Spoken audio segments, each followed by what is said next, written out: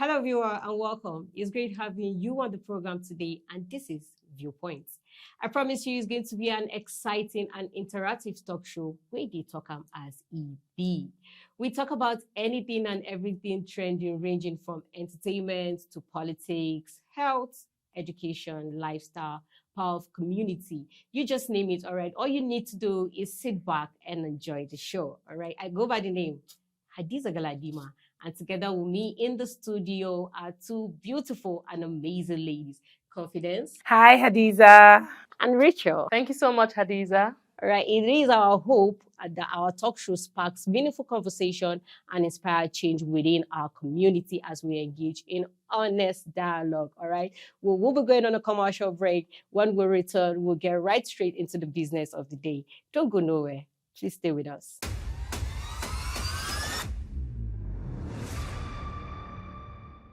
Welcome back, and this is Viewpoints, talk show where they talk as EB. Without no further ado, let's get started. Okay, in the words of Nelson Mandela, overcoming poverty is not a gesture of charity. It is the protection of fundamental human rights to dignity and a decent life. So on today's episode, we're going to be talking about poverty. Right. So poverty is a pervasive and persistent issue that has affected so many Nigerians, and poverty is seen as a lack of basic human needs such as food, shelter, clothing, and shortage in resources and opportunities to improve one's quality of life.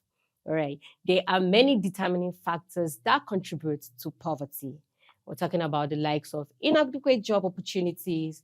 We're talking about the likes of lack of access to education, inequality, and the list goes on and on. So with the current fuel subsidy removal, we want to know what are the plights of common Nigerians like you and I. So with the current fuel subsidy removal, I know a whole lot of Nigerians have plights that they are going through, that they are passing through. So Racheal, personally, what are your plights as a Nigerian? Because I know whatever you're going through, we are going through it. I am going through it. She's going through it. A whole lot of Nigerians out there are going through it. So can you just tell us one of your plights as regards to fuel subsidy? You're welcome. I don't think there's any Nigerian right now that would say the fuel subsidy removal is not affecting them one way or the other, be it rich or poor. In fact, it's affecting the rich more. With the rich, like the business owners or the ones that can easily afford. We have rich people whereby The rich are crying right now. No. Okay. I like it. All right. It's affecting the rich. The reason I said so is because, you have maybe 2, 3, 4, or even more cars. Yeah. And then you're a rich man. You can easily fill up your tank because, but now that's true. That a liter is over 500 naira. Like 537 you have to naira. cut down now. Yeah. It's affecting everyone. It's affecting me because, before a place whereby you spend maybe 200 naira you spend 500 naira. And more. And more. If you want to calculate this in a month, then you know how much you're spending. Spending a lot. So I would say this is something that's affecting everyone generally. Yeah, I can agree with you to that, and I can attest to that. Why? Because we have a whole lot of motorists, like private car owners, who prefer to use a commercial vehicle or a commercial car, to get to work or to get to anywhere they want to get to, because affording fuel right now, they see it as luxury. Yeah, it's not supposed to be like that. So, like, I can totally relate to what you're saying because a whole lot of Nigerians can relate to that. Confidence, do you have anything to add as regards? Oh, just to add to what she said, she was saying something about someone that's affluent, that has cars, spoiling his cars, people that have their cars, 4 or 5 cars, they're also going through it. Now, talk about people that don't have cars, that are not mobile, you understand? for someone like me and then many other people who are going to work, they don't have their personal car, having to go with commercial vehicle. The transportation, let's not even talk about the ones that have car and they can afford their car, with such high amounts. Transportation right now is like, I don't know, should I qualify it as liquid gold? You understand? Gold. If you were spending 1,200 or maybe 1,000 from your house, because transportation, you're going to calculate how much you're going to spend from your house, from the junction to maybe another junction. If it was 1,200 before, right now it's probably getting to a round figure of 3,000 because the motorists are not even smiling with you. You're saying, sir, from here to here is how much? They'll tell you, maybe before it was 250, 300. Now they'll tell you 500, 600. And they're not smiling with you because it's touching them. They're always you can't even, because now, it's affecting them going home, I can't even argue. Sir, is it not 250? 500, let's go. You won't change, So it's affecting everybody. Some people now, like in the roads of Abuja, and I noticed something personally. I can tell you now that the ratio of cars then and now, it has reduced. I mean, for a place like Nyanya Karu Axis, the hold up on a Monday was minimal. Can you imagine? Surprising. It's surprising. Not possible. Surprising. And so let's not even think of only the transportation. Let's talk about healthcare, because food. Now let's talk about small business owners, whereby this inflation rate is going to terribly affect their businesses, and the common layman would not be able to afford some things. Even before the subsidy removal, people were actually finding it hard, difficult, to even fit cost of living, to have 3 square meals and all that. So now talk about this subsidy removal, where people feel it is actually hard, and most of us are saying it is hard, but the government is actually telling us that this will actually benefit us at the long run or in the long run. Hadiza, and you know what I think? Okay. This will actually help. All right. But I think Tinubu, who came into power, President Tinubu. Well, Peter Obi said the same thing. He's going to, take off subsidy. Yes. So many presidential aspirants said yes. Yeah. But it's different when you plan and when you jump into something. Exactly. You might have good intentions, but you don't just come and jump into it. Exactly. Because this is what I want to do. You should plan. You should think about. You should put yourself in the shoes of other people. Exactly. Okay. Look, the truth is, this subsidy removal is going to affect everybody. Because now, the person transporting maybe tomatoes from one point to another point. Oh my goodness. How do you buy? Oh my goodness. You have to add the vendors that sell things online. You buy something of maybe 1,000 and then you have to pay a bill of almost 3,000. Yes, You're because wondering it's affecting everyone. You might have good plans, but you have to plan. Okay, the former President Buhari said he's going to give 5,000 naira as palliative to poor Nigerians. But come on, have you sat down to calculate what would 5,000 do for?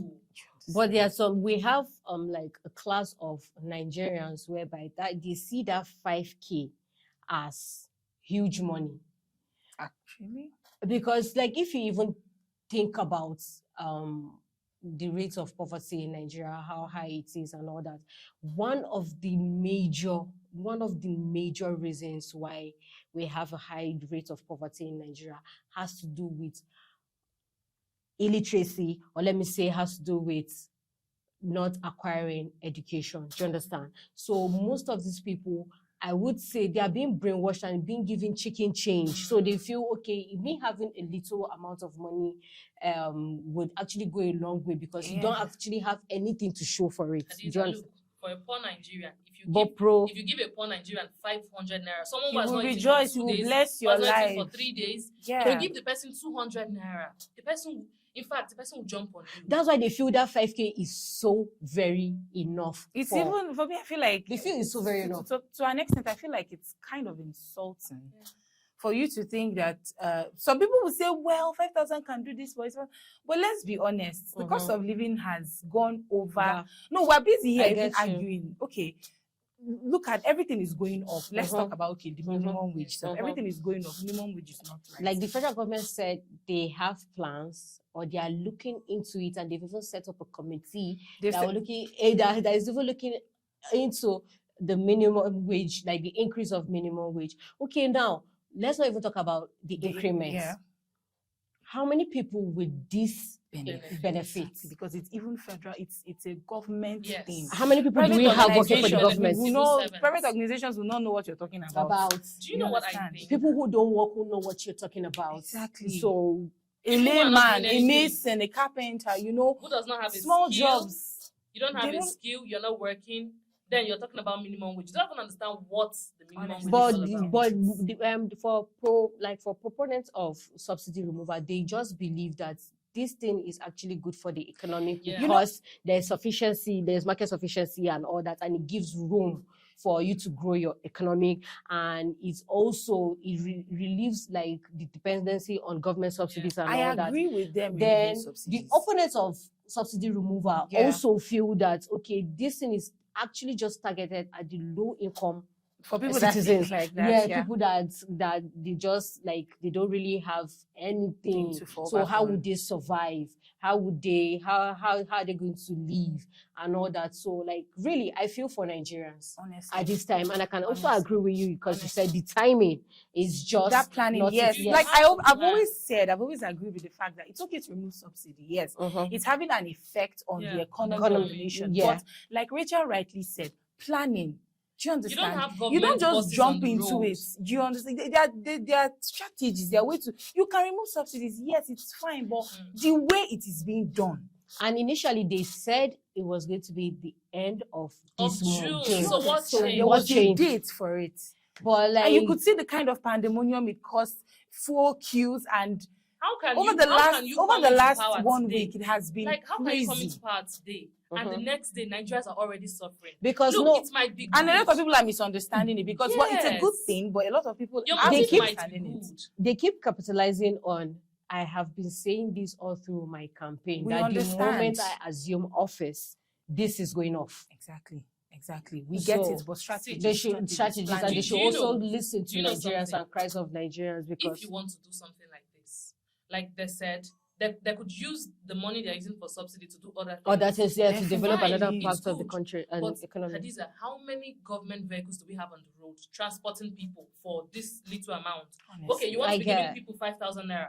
Why not just keep your 5,000 naira and then get vehicles into the road? When you're going to work in the morning, you pay 100 naira, 200 naira. Definitely. Do you understand? There are things you can do. You could train people, give people skills.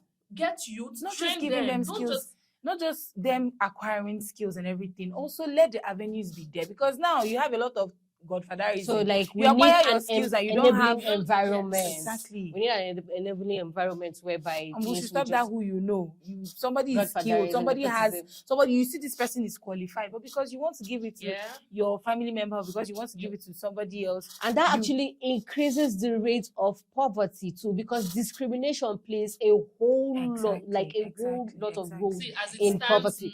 As it stands now, we're going to have more crimes in the society. Definitely. We'll have people going into crime more, because you cannot feed. Everybody wants to survive. Everybody wants to survive. What do you want them to do? And actually, the crime rate is actually on the high side, whereby it's something we're even supposed to. We should have found ways to tackle. We should have found ways to tackle and all that. And this is coming up now. Honestly,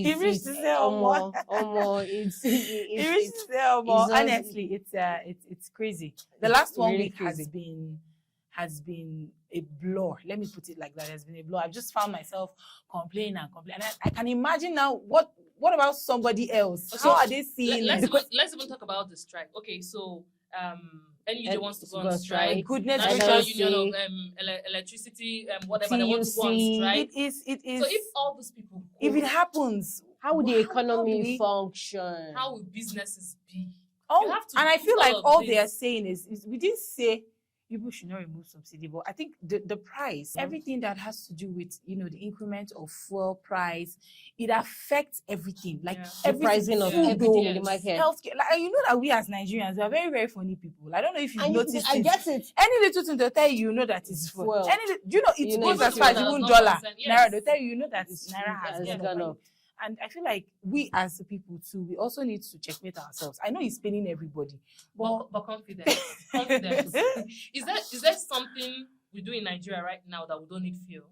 honestly. Because we don't even have good electricity. So what are we talking about? We're actually not even helping. At the end of the day, we Nigerians are actually not helping ourselves because of our Nigerian We negative contribute factor. to We it. just we look for any little opportunity Imagine For and, inflation to and set in. exploit Imagine ourselves. someone selling ice block, who is managing ice block, for instance, to help our family. Mhm. No good electricity. So Now, gen you they use, now fuel you they use, now fuel don't like it affects everyone. All right, there, but the government has already promised us that this is not going to stay for long. That is for the betterment of every Nigerian. So the question on my lips, on your lips, and every other Nigerian lips is, for how long? honestly, that's a very good question. That's just that. For how long would this last? I mean, people are speculating that once Dangote refinery begins to produce, it comes down. Other people are saying But it's not going to come NNPCL down. has said, Yeah, no, exactly. So we're really asking them that question. It remains. So how long? How long is this going to continue? When is it going to balance? You know, that's the English word. When is there going to be a balance?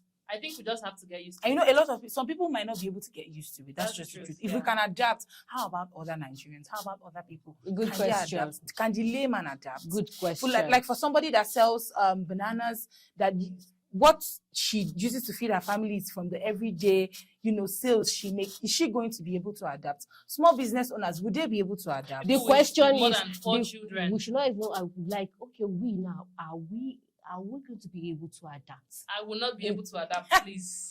I will not. Just the question. But we're just calling on the government to just make everything really, really easy, because like we've had it for a long time coming. We have been going through a lot, but like I would say this government is, I think they have something promising. Okay, so that's all we have for you on today's edition of Viewpoints. We really do appreciate you and your time greatly. Okay, let's do this again, same place, same time, and don't forget to follow all our social media handles displayed on your screen for more exciting and captivating episodes of Viewpoints. Okay, and don't forget to subscribe and turn on your notification bells on our YouTube channel at Uweleke TV. Our website is at uweleke.tv. My name is Hadizat Galadima, and she is... I'm Confidence Oko. And I'm Racheal Abioye. See you again. Bye.